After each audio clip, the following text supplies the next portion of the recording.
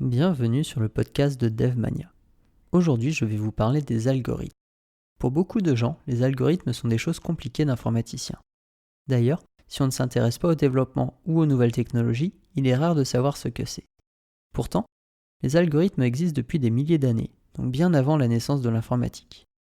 Bon, après, j'exagère un peu en disant des milliers d'années, car le mot algorithme existe que depuis à peu près l'année 820.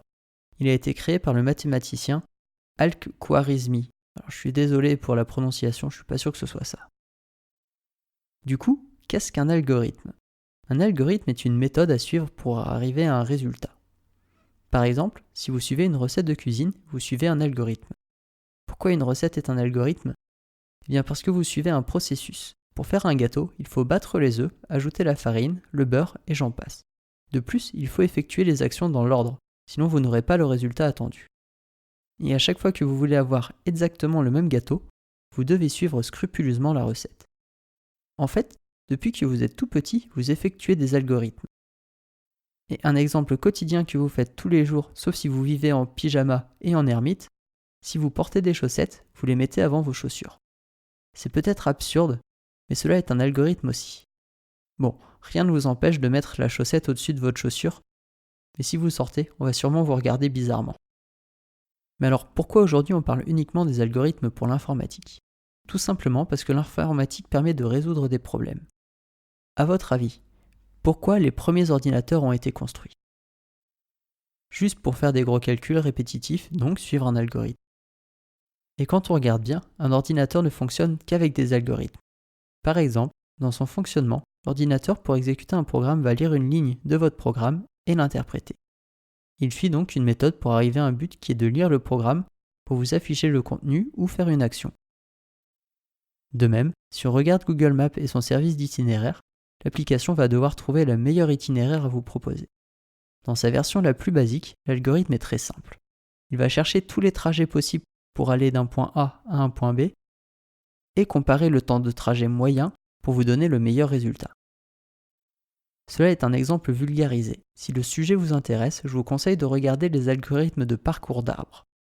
Une autre raison pour que l'on en parle uniquement pour l'informatique, c'est que de nos jours, on essaye de numériser tous nos problèmes. Et pour cela, il faut appliquer une méthode pour les résoudre, donc un algorithme. Je vais reprendre l'exemple de Google Maps. Lorsque j'étais petit, nous n'avions pas de GPS. Le seul moyen d'arriver à destination était de lire les panneaux de signalisation, ainsi que les noms des rues sur les petits panneaux. Avec la montée de l'informatique, on a numérisé ce problème et donc le GPS est né. Il en va pour tout. Regardez, les potagers d'intérieur par exemple. Ils sont automatisés, donc informatisés.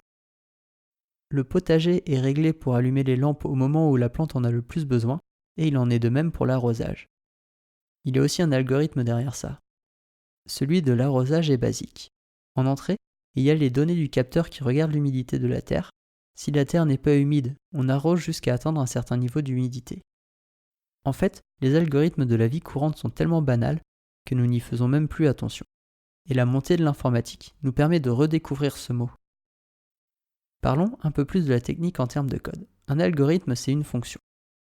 C'est-à-dire qu'il peut y avoir des données d'entrée ou pas, mais aussi des données en sortie ou non. De plus, un algorithme peut utiliser d'autres algorithmes, exactement comme une fonction. Je vais reprendre mon exemple du potager et surtout de l'arrosoir. Pour cela, on va avoir trois fonctions. Une qui sera le programme, donc qui va tout orchestrer et on va l'appeler main. Une pour détecter qu'il faut arroser qu'on appellera check. Et une autre pour faire l'arrosage que l'on nommera water.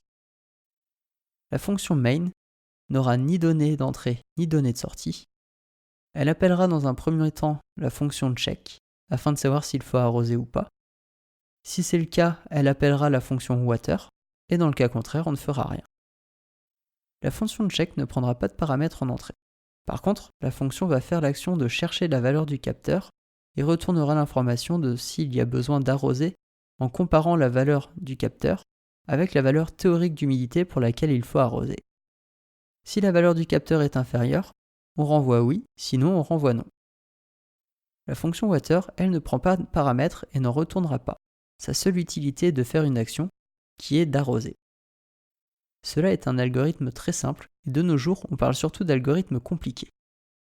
Vous allez me demander pourquoi. Je n'ai pas vraiment de réponse à cette question, mais je peux vous dire qu'en général, les gens recherchés sont ceux qui savent faire des choses complexes. Par exemple, j'ai un ami qui travaille dans le domaine de la météorologie marine. Cela demande des algorithmes complexes, car il faut prendre beaucoup de paramètres en compte. Mais finalement, ce qui fait que c'est très complexe, c'est qu'il faut surtout connaître ce domaine. Il faut savoir que les courants marins ainsi que la bathymétrie jouent sur la météo marine. De plus, il faut savoir ce qui se passe en fonction du sens du courant, de savoir quels sont les effets si ce courant est chaud ou froid, de ce qui se passe si le courant est en eau profonde ou pas. C'est beaucoup de calculs qu'il faut connaître, mais il faut aussi savoir les coder, donc ce n'est pas à la portée de tout le monde. Après, je vous rassure, si vous savez coder, vous pouvez faire appel à des professionnels de ce domaine afin d'avoir les calculs et de pouvoir le développer. Mais cela ne vous aidera pas à comprendre ce qui se passe à moins que vous creusez le sujet après. De même, si vous trouvez une chose trop compliquée, découpez-la en petites fonctions. Pour mon exemple d'arrosage, qui est très simple, j'ai fait l'effort de découper alors que j'en avais pas besoin. Si vous voulez un exemple concret, on va prendre celui du montage vidéo. Pour faire du montage vidéo, on doit traiter la vidéo, mais aussi le son. Eh bien, on peut découper en ayant une fonction qui s'occupe de la vidéo et une autre pour le son. Et pour la vidéo, on peut encore découper, car une vidéo c'est une série d'images à la suite. Donc on peut faire une fonction qui prend en paramètre l'image. En parlant d'image, cela me fait penser aux shaders. Ce sont des programmes exécutés par la carte graphique de votre ordinateur afin d'afficher des choses. C'est très utilisé dans les jeux vidéo. Ils sont découpés en deux parties. Une pour la modification de la position d'un pixel et l'autre pour la couleur de ce pixel.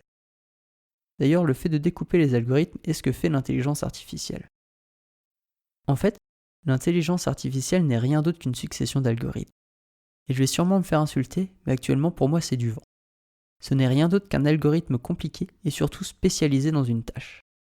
Je vais prendre l'exemple des réseaux de neurones, qui sont un algorithme où on lui montre des choses et quand on met un nouveau truc, il en déduit d'autres choses. Cet algorithme se spécialisera en une seule et unique tâche. Car si vous lui apprenez à reconnaître sur une image un chien, vous ne pourrez pas lui demander d'en dessiner un. Il faudra un autre réseau à qui vous apprendrez à dessiner un chien. De même, dans les jeux vidéo, ce que l'on appelle l'intelligence artificielle est essentiellement du pathfinding, ce qui correspond à trouver le bon chemin pour aller d'un point A à un point B. Il en est de même dans les jeux de combat pour frapper.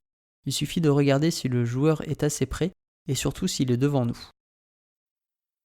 Pour les algorithmes de jeux de société, et plus précisément d'échecs, il suffit de calculer tous les coups possibles jusqu'à la fin de la partie et de prendre celui qui arrive à une victoire. Ce n'est pas de l'intelligence artificielle pour moi. Par contre, celui qui apprend comment joue une personne et la recopie ou trouve une solution pour le battre est déjà plus de l'intelligence. Et ça, j'en parlerai sûrement dans un autre podcast.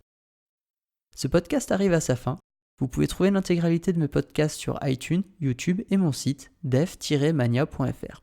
N'hésitez pas à vous abonner ou à donner votre appréciation, surtout si ce que je fais vous plaît, cela aidera vraiment à faire connaître ce podcast. Merci et à bientôt dans un autre podcast.